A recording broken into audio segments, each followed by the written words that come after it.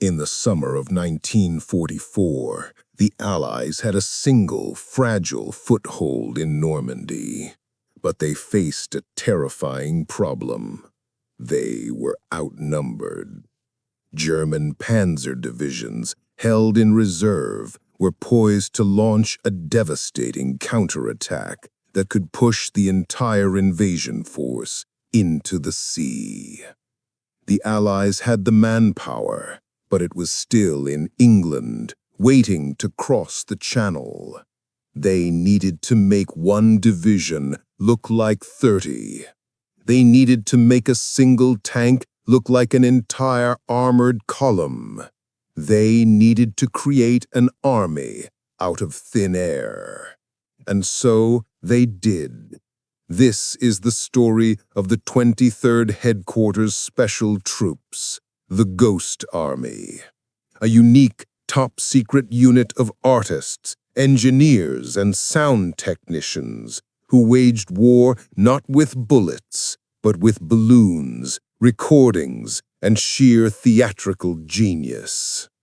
Their mission was to create a grand strategic illusion, to trick the eyes and ears of the German High Command, and to convince the most disciplined army in the world that they were facing ghosts. The problem was one of deception on an epic scale. After the D-Day landings, the Allied advance was slow and bloody, bogged down in the treacherous hedgerows of the French countryside.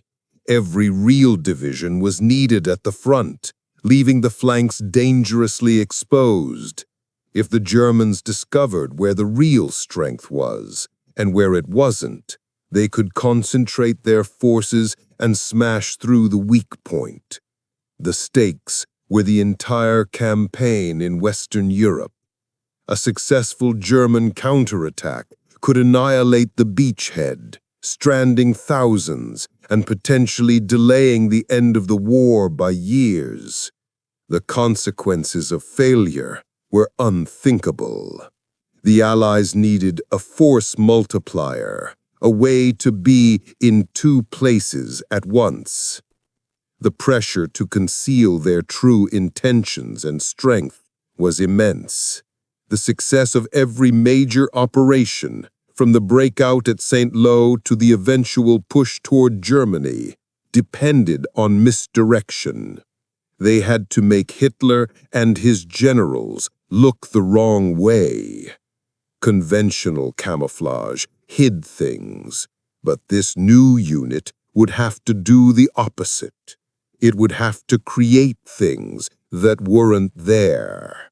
It would have to build an army of phantoms, complete with the sounds, the radio chatter, and the visual footprint of 30,000 men. And the man tasked with bringing this impossible idea to life was not a general, but a colonel with a most unusual background. A man who understood that the battlefield was, first and foremost, a stage. The man tasked with commanding this brigade of illusionists was Colonel Billy Harris. But the true architect of the deception was a civilian-turned-soldier whose background was as unusual as the unit itself. Colonel Hilton Howell Rayleigh, a former journalist and theatrical producer. Rayleigh understood that deception was not just a military tactic, it was a performance. He didn't need traditional soldiers, he needed a cast. And so, the Ghost Army was born, its ranks filled not with infantrymen, but with some of the most brilliant creative minds of a generation. They recruited from the finest art schools, men from Pratt Institute, Philadelphia Museum School of Art. They enlisted engineers from Walt Disney Studios, radio operators from CBS, and Broadway set designers. These were the heroes of this story. painters, illustrators, sound technicians, and ad men, who traded their canvases and storyboards for a secret war of perception. Their crazy idea was a three-pronged arsenal of illusion. The first was visual deception, the 603rd Camouflage Engineers. Their tools were not guns, but brushes and air compressors. They created an entire army of inflatables, rubber tanks, trucks, artillery pieces, and even airplanes that could be inflated in minutes and, from a distance, were indistinguishable from the real thing to enemy observers. The second was sonic deception, the 3132nd Signal Service Company. Their weapon was a library of sound.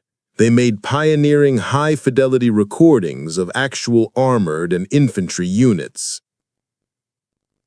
The roar of tanks, the sound of bulldozers building bridges, the shouted orders of sergeants. They would then blast these sounds from powerful speakers mounted on half-tracks, projecting the audio miles behind the lines to create the audible illusion of a massive force assembling. The third was radio deception, signal specialists who mimicked the radio traffic of real divisions, creating a cacophony of fake messages for German intelligence to intercept. The conflict they faced was twofold.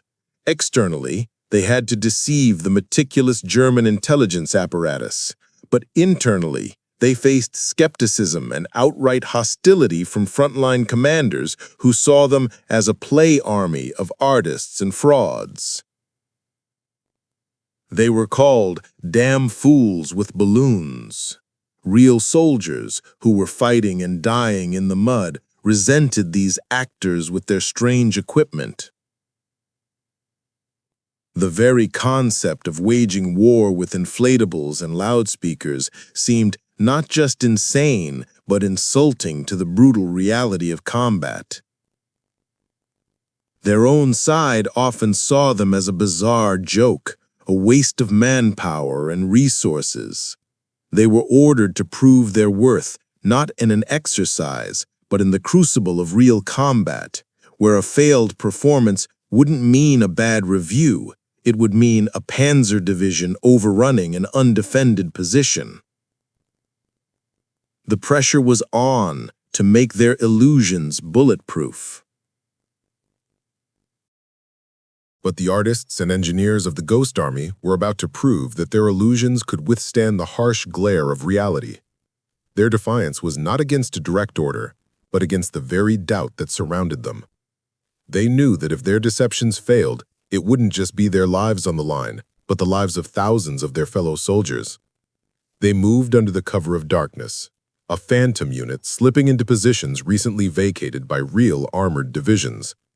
Their stage was the front line, and their audience was the sharp-eyed observers of the German Luftwaffe and Intelligence Corps. This was where theory met the mud of war.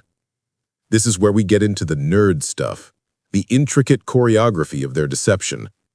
Deploying an inflatable tank was not like blowing up a party balloon. It was a precise military operation. A rubber M4 Sherman, when inflated, was over 20 feet long. But from the air, it was just a shapeless blob. The artists then went to work. Using special paints and airbrushes, they would add shadows, wear and tear, and even simulate track marks in the mud leading to and from the fake tank. They would litter the area with empty fuel drums and have soldiers dressed as tank crewmen move around the area at predictable intervals. The sonic unit's work was even more complex. They had to study the acoustic footprint of a real division, how the sounds changed from dawn to dusk, the specific rumble of different tank models, the precise distance the sound would carry. They would position their speaker trucks carefully, often in wooded areas to help diffuse and naturalize the sound, creating a perfect auditory mirage of a massive armored unit preparing for battle. The first major test, and their first failure, came during Operation Beddenberg. The Ghost Army was tasked with impersonating the 6th Armored Division to draw German forces away from a key American crossing of the Moselle River.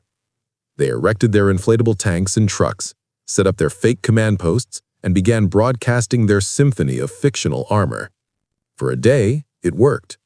German artillery fire aimed at the Phantom Division began to land in their empty fields. But then, a lone German reconnaissance plane broke through the clouds. It circled lower. The men on the ground, their hearts pounding, held their breath. The plane dipped its wings and flew away. An hour later, a devastating artillery barrage zeroed in not on the inflatables, but on the real support elements and the sonic trucks themselves. The Germans hadn't been fooled by the visuals. They had spotted the telltale lack of soil displacement from the track treads or the perfect unnatural symmetry of the vehicles. The illusion was broken. The unit was forced to pack up their damaged equipment under fire and retreat, having taken real casualties. It was a brutal lesson. The enemy was a discerning critic, and a single flawed detail could mean the death of the entire performance. The aha moment came from the ashes of that failure at Bettenberg. The Ghost Army realized that their individual elements, the visual, the sonic, the radio, were merely props. The true magic was in the story. They had to create a seamless, holistic illusion that could withstand scrutiny from every angle. They became masters of atmosphere. They learned to not only inflate tanks, but to have jeeps drive back and forth, creating fresh tracks. They mixed real artillery pieces among the fakes, firing occasional rounds to add authenticity. The sonic troops varied their recordings, creating the believable cadence of a unit arriving, settling in, and then preparing to move out. The radio operators wove intricate, consistent narratives of supply shortages and command disputes, the mundane details that made the fiction real. The breakthrough was understanding that deception was a total sensory experience. A play where every single detail, from a soldier's misplaced laundry to a fake general's visit, had to be perfectly staged. The real test, the climactic performance of their war, was Operation Viersen in March 1945. The U.S. Ninth Army was preparing to cross the Rhine, the last great natural barrier into Germany. The Ghost Army was given its most ambitious mission yet, to impersonate two entire divisions, the 30th and 79th, a force of over 30,000 men, and convince the Germans the main assault would come from a different, quieter sector of the front. For 8 consecutive days and nights, they performed their masterpiece. They laid down a carpet of fake radio traffic so dense it drowned out the real signals. They deployed hundreds of inflatables, meticulously arranged to show the buildup of a massive assault force.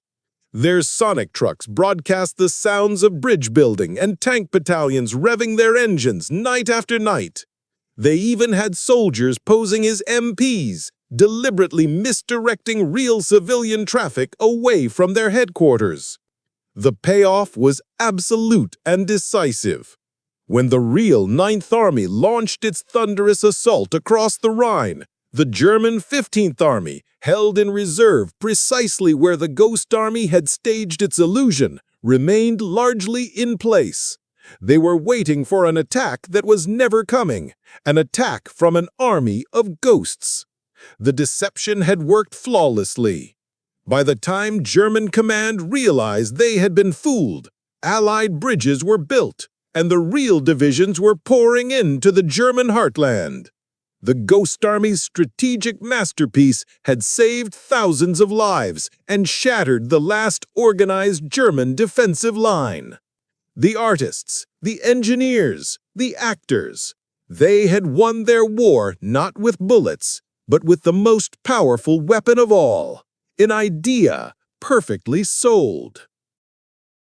The immediate impact of the Ghost Army's success at Viersen was profound, yet utterly silent. The real Allied divisions crossed the Rhine against far weaker resistance than anticipated, securing a decisive bridgehead that would lead to the rapid collapse of Germany's western defenses. The 23rd Headquarters Special Troops had proven that their form of warfare was not just a novelty, it was a legitimate, war-winning weapon. In their final months, they executed over 20 deception operations, each one building on the last, their illusions growing more sophisticated and convincing. They were so effective that even after the war, German commanders, being debriefed, insisted they had faced specific divisions in locations where only the Ghost Army had been. The statistics of their achievement are staggering. It's estimated that the illusions created by this unit of 1,100 men successfully impersonated between 20,000 to 30,000 troops on multiple occasions. Military analysts later concluded that their work saved an estimated 15 to 30,000 Allied lives. Think about that ratio. For every artist or technician in the Ghost Army, they potentially saved 20 or more of their fellow soldiers. They were perhaps the most cost-effective unit in the entire Allied arsenal. Yet, for decades, their story remained classified, a hidden weapon whose true value was known only to a few. The legacy of the Ghost Army is the legacy of perception itself. Their techniques became the foundation of modern military deception and psychological operations. But beyond that, they proved that creativity is a potent form of firepower. In an industrial war of brute force, they won battles with watercolor paints and wire recorders. They were the ultimate unsung heroes, their greatest triumph being that the enemy never knew they existed. They took a simple, almost childish idea, an inflatable tank, and through sheer ingenuity and courage, built it into a force that genuinely haunted the German high command. That idea, that an army could be a phantom, became more than just a tactic. It became a true war relic.